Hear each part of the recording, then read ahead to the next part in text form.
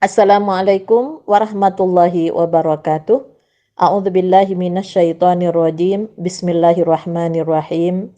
Alhamdulillahi rabbil alamin wassalatu wassalamu ala asyrafil anbiya'i wal mursalin wa ala alihi wa sahbihi ajmain. Amma ba'du. Pemirsa dan pendengar yang dimuliakan oleh Allah, kajian tentang fikih air kali ini memasuki bagian kedua, yaitu pengelolaan air dalam pandangan Islam.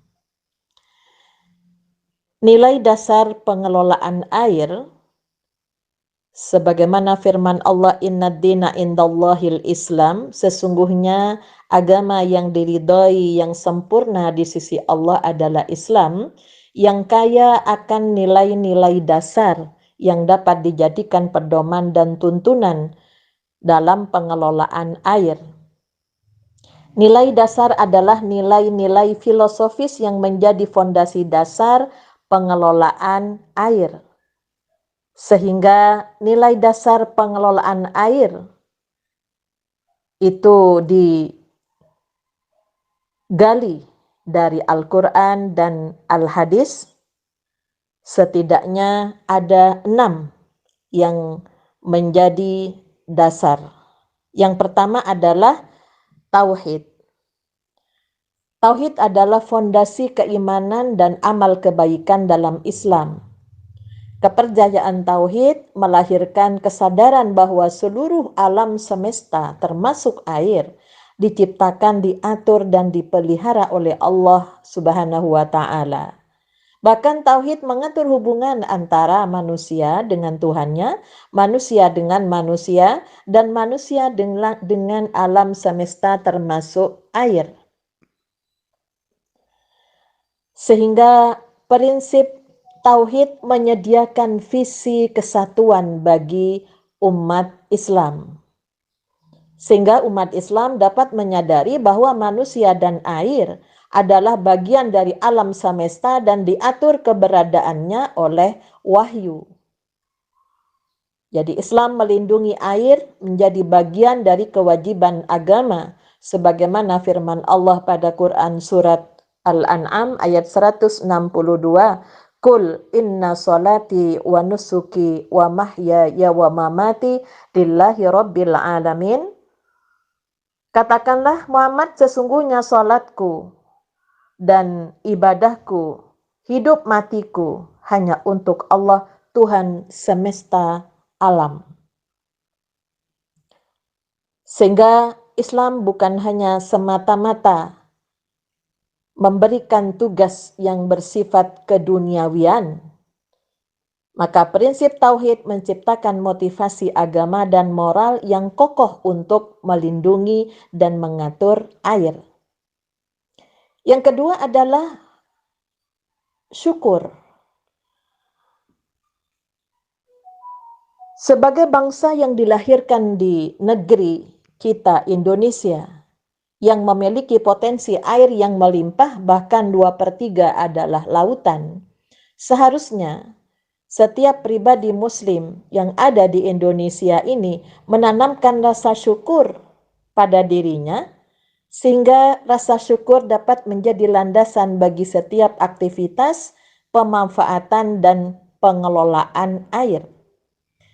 Kalau kita lihat bahwa hakikat syukur adalah kesadaran yang mendalam akan kasih sayang Allah kepada makhluknya.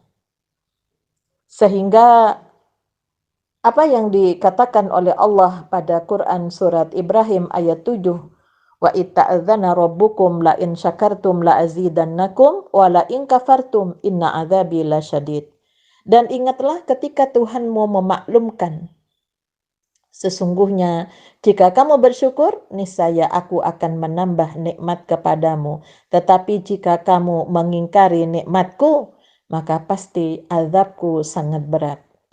Betapa banyak yang kita saksikan, air bisa menghancurkan bangunan-bangunan yang kokoh, air bisa meruntuhkan tumbuh-tumbuhan, menghancurkan berapa tanaman-tanaman, bahkan manusia banyak yang dihanyutkan oleh air ketika manusia tidak bersyukur, tidak memfungsikan air itu sesuai dengan apa yang diberikan oleh Allah kepada kita sebagai manusia. Yang ketiga adalah keadilan. Keadilan bermakna setiap anggota masyarakat memiliki hak untuk memperoleh kebutuhan dasarnya, dalam hal ini air, secara adil. Maka dalam mengelola dan mendistribusikan air, nilai keadilan harus menjadi acuan bagi setiap anggota masyarakat, khususnya para pemegang kebijakan.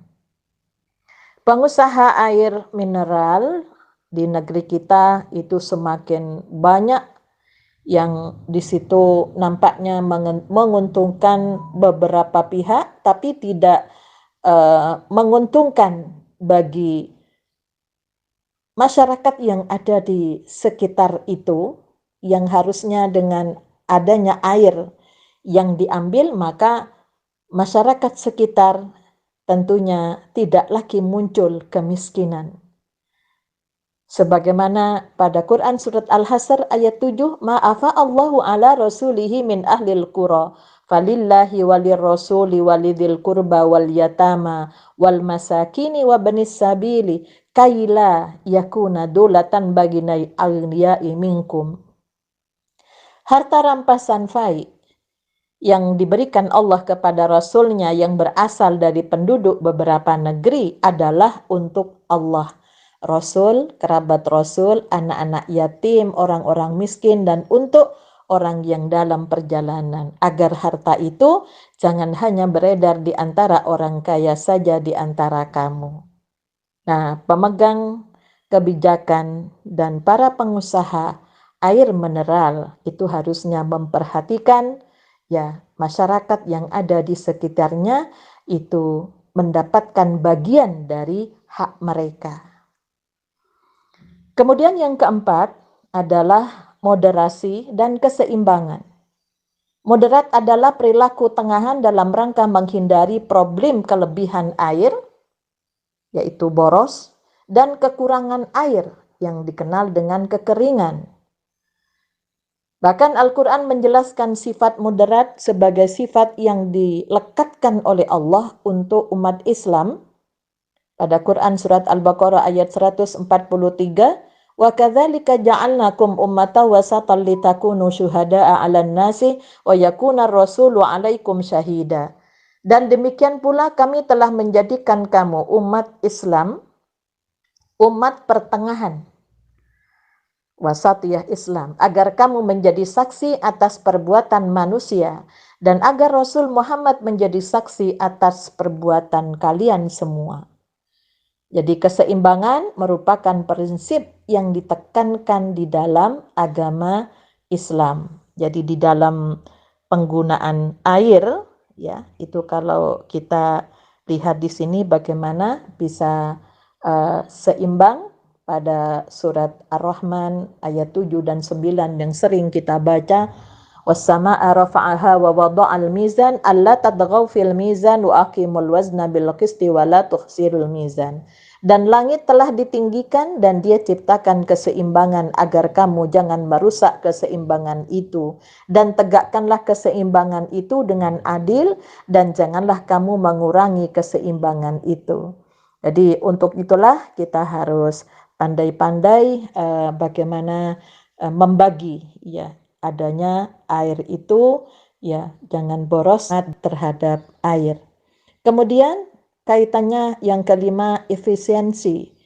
Meninggalkan yang tidak bermanfaat. Jadi menggunakan air dapat dimaknai dengan menggunakan sumber daya air secara tepat. Dengan kata lain, penggunaan air hanya dilakukan sesuai dengan keperluan dan tidak melebihinya. Sebagaimana sabda Rasulullah sallallahu alaihi wasallam dalam hadis yang diriwayatkan oleh Malik an Ali bin Abi Thalib anna Rasulullah sallallahu alaihi wasallam qala min husni islamil mar'i tarkuhu ma la ya'nihi. Rasulullah sallallahu alaihi wasallam bersabda, sebaik-baik keislaman seseorang adalah meninggalkan hal-hal yang tidak perlu.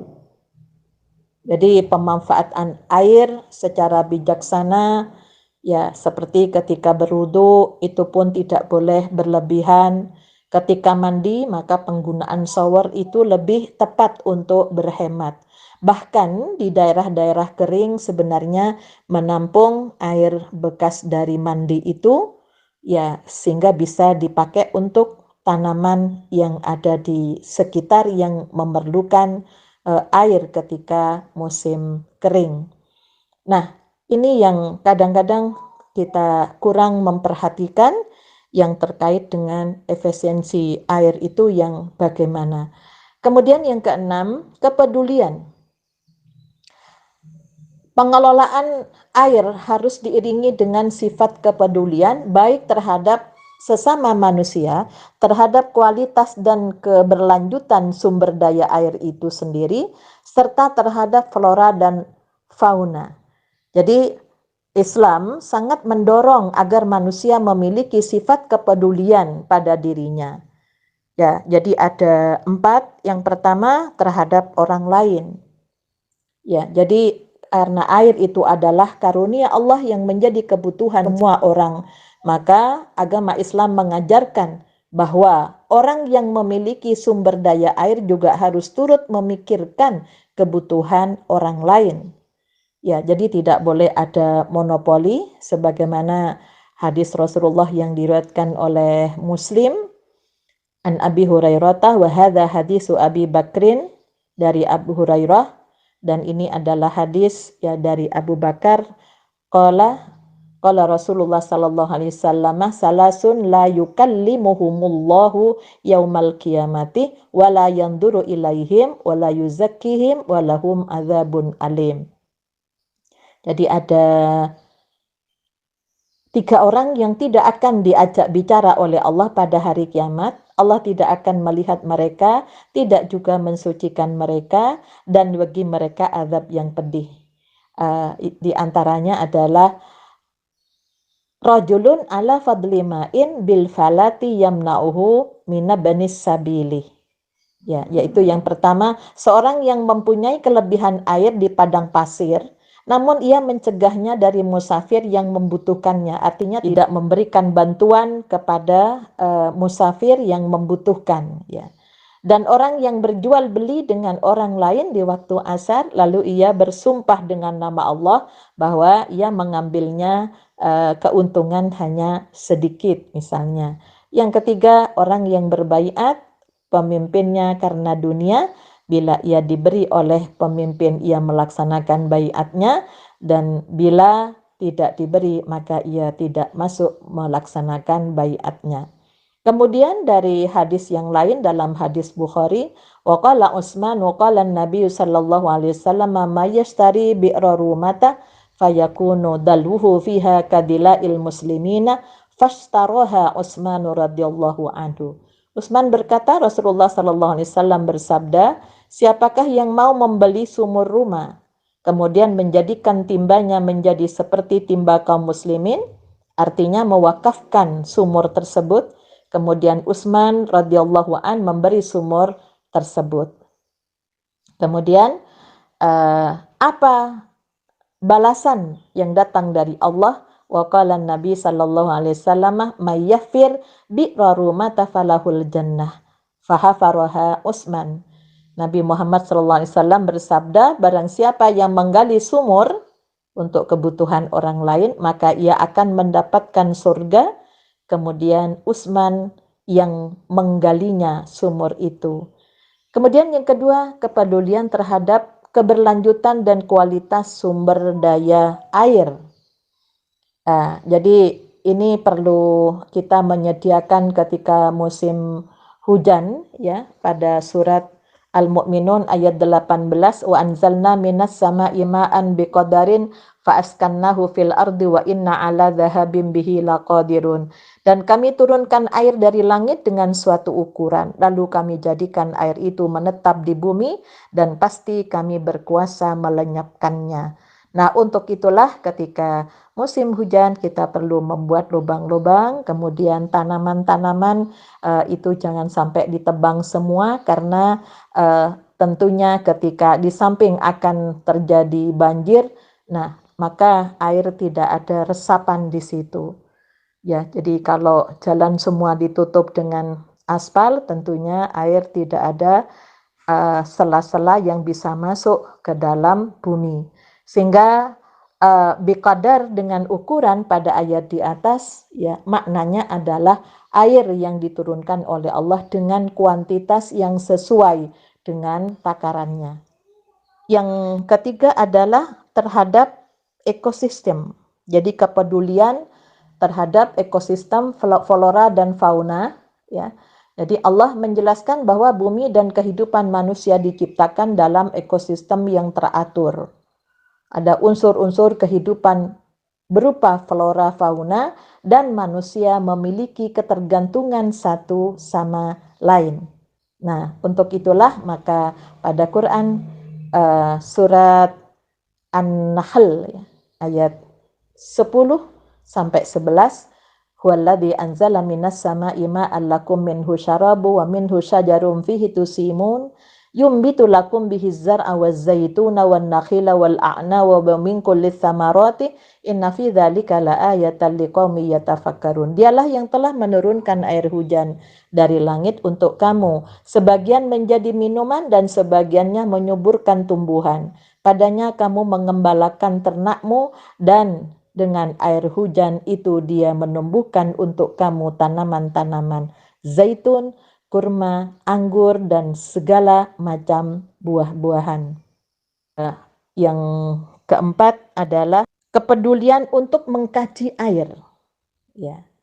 Jadi bagaimana kita peduli juga untuk mengkaji air. Air yang diciptakan Allah dapat memberikan kemanfaatan yang lebih tinggi bagi seluruh makhluk secara berkelanjutan. Jika manusia memahami karakteristik dan perilaku air atau sunnatullah air secara benar, untuk itu diperlukan kajian atas air secara mendalam dari aspek fisik air, kimia, dan biologi, sehingga hasilnya dapat digunakan sebagai landasan dalam mengelola air secara benar. Demikian pemirsa dan pendengar yang dimuliakan oleh Allah, berkaitan dengan pengelolaan air dalam pandangan Islam. Mudah-mudahan ya kita gunakan iman kita dengan rasa syukur kita, kemudian bagaimana kita juga adil, bagaimana efisiensi air, penggunaan air agar supaya tidak termasuk kategori yang boros, dan mudah-mudahan air senantiasa bersahabat dengan kita, karena air ya seringkali itu bisa menghancurkan kehidupan manusia. Lebih dan kurangnya saya mohon maaf. Nasrun minallah wa fathun qarib wa basyiril mu'minin walhamdulillahi rabbil alamin. Assalamualaikum warahmatullahi wabarakatuh.